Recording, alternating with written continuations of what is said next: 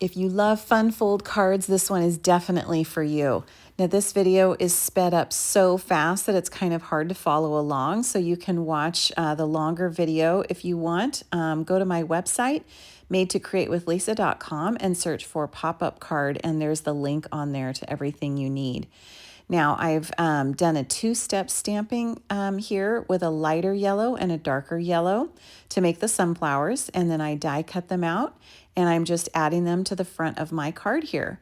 Now I've done a little bit of a bookbinding fold on this card so that the binding stays closed and you just open that middle portion. It looks really cute. So this is the Impressions Abloom stamp set and the matching paper and dies. It's an amazing die set, just by the way.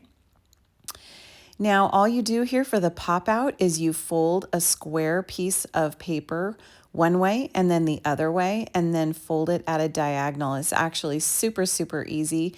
If you watch it a little slower, you totally can see how to do it.